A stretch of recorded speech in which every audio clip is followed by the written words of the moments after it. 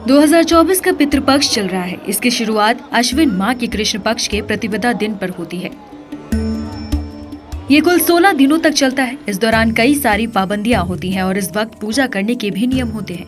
पितृपक्ष पर अपने पितरों को याद करते हैं और उन्हें मनाने के लिए उपाय करते हैं। 21 सितंबर 2024 को पितृपक्ष का चतुर्थी श्राद्ध है। इस दौरान पूजा के सही नियमों का पता होना बहुत जरूरी है।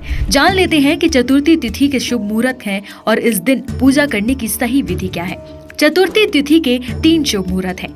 कुतुब मुहूर्त सुबह 11:49 से दोपहर 12:38 तक। रोहिणी मुहूर्त दोपहर 12:38 से दोपहर 1:27 तक।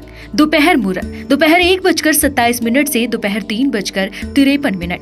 पूजा की विधि क्या है? इस बात का ध्यान रखना बहुत जरूरी है कि श्राद्ध से जुड़ी सारी पूजा विधि को सही मुहूर्त पर करें और पूरे नियमों के साथ करें।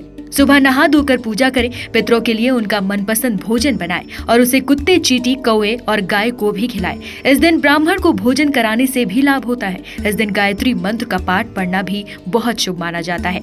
आपको बता दें कि श्राद्ध के दिनों में पितरों की तस्वीर के समक्ष रोजाना नियमित रूप से जल अर्पित करना शुभ माना जाता है।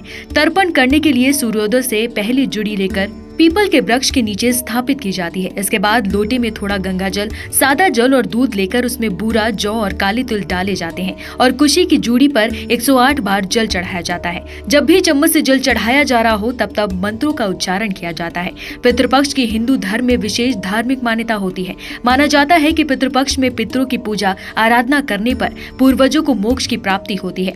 पितृपक्ष को श्राद्ध भी कहा जाता है। कैसे किया जाता है श्राद्ध? श्राद्ध करने वाले जातक सबसे पहले नित्य क्रम करके स्नान करें और स्वच्छ वस्त्र धारण करें। इसके बाद तर्पण, पिंडदान आदि कर्म करें। पितरों को गंगा जल, जौ, तुलसी व शहद मिश्रित जल देने के बाद उनके नाम से दीपक जलाएं। तृतीय श्राद्ध पर गाय, कौवा, चींटी आदि के लिए भोजन का एक अंश निकालने के बाद 3 ब्राह्मणों को भी भोजन कराया जाता है। इन जीवों को भोजन देते समय अपने पितरों का स्मरण करें और मन ही मन उनसे भोजन ग्रहण करने के लिए प्रार्थना करें। श्राद्ध कर्म संपन्न करने के बाद ब्राह्मणों को अपनी सामर्थ्य के अनुसार दान दक्षिणा दें। यदि इस दिन आप किसी गरीब की भी सहायता कर सकें तो इससे आपके पितरों को विशेष प्रसन्नता होगी।